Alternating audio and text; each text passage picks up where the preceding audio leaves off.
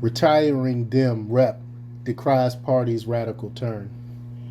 Well, I've been talking about this radical turn for years. Uh, Back when I was a Democrat years upon years ago.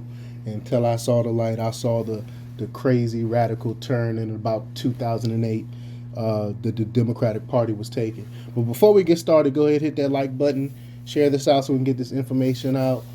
Also, subscribe if you're not already a subscriber, and hit that alarm bell so you know when I put out new stuff because I put out tons of content. Also, check out the link in the description, my link tree. That has a link to my Patreon where I talk about things I can't talk about here. And also have a link to my merch store where I have Let's Go Brandon t-shirts, I Will Not Comply t-shirts, all types of t-shirts. All right, let's talk about this news. In an interview published Friday by Politico, retiring Rep. Stephanie Murphy, Democrat from Florida, decried the Democrat Party's radical turn on issues ranging from immigration to infrastructure to capitalism. Murphy is among a dwindling group of Democratic lawmakers concerned about her party's inability to stand up to the left-wing groups. She accused her party's leadership of pandering to factions who are soft on crime and want to, quote, dismantle capitalism and pursue open borders.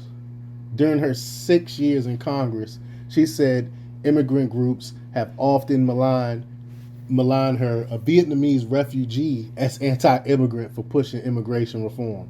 That's just crazy. She's an immigrant herself.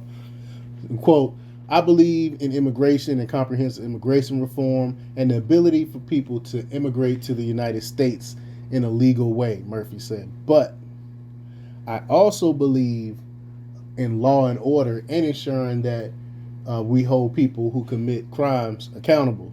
I'm a refugee. I'm an immigrant. I'm not an anti-immigrant. Murphy blames her party's leaders for the shift, saying they have cowed interest groups into their game of political brinksmanship. During last year's infrastructure discussions, she said Democratic leadership drove the political action of labor unions more than union members did. Quote, the infrastructure bill was one of the most historic job creating bills for labor, Murphy said. And instead of being focused on the bill that would create jobs today for their members, they were focused on carrying out the Democratic leadership approach to the two bills. The shift, Murphy said, has caused some groups to even give up reading bills, choosing instead to advocate whatever Democratic leadership tells them. I mean, who follows blindly like that? I mean, it's just crazy. But quote, we have environmental groups that were calling us before the legislation text had been for the Build Back Better Act had been put out, calling us saying, quote, if you don't support that, we are all going to delist you. We won't support you. We won't endorse you, Murphy said.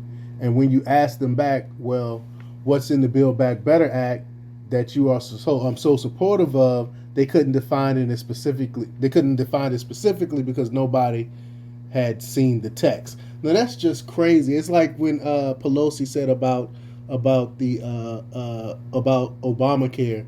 Well, we can read the bill once we pass it. Like that makes absolutely no sense. You're just gonna blindly go for something which you don't know any details about. I mean that's just it's ridiculous.